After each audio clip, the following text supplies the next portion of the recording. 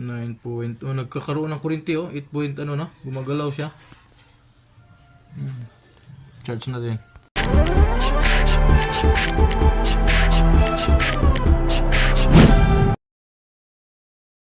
Ganito yun guys oh.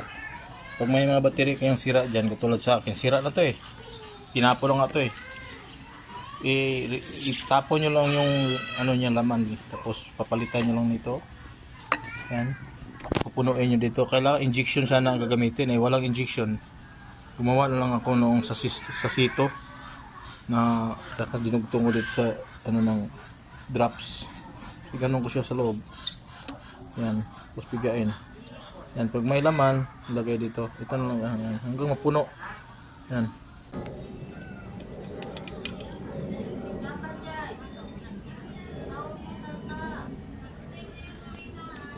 Puno na guys ha. Puno na siya, yan ha.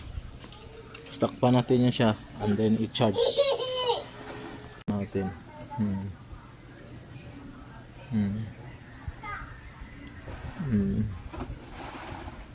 4 5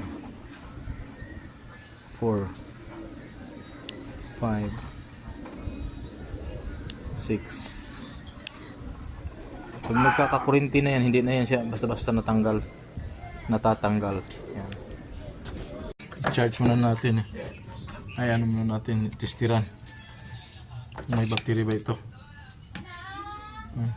Zero. Mayroon na oh, mayroon ng power. Pero zero. Ay, mayroon na. Nagkaroon ng 14. 9.14 pala.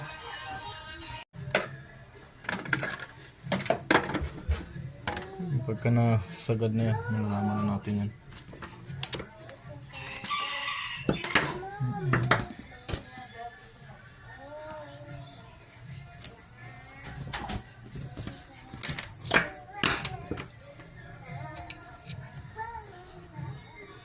Kalit magka 14. Kaka-charge lang 14 kaagad.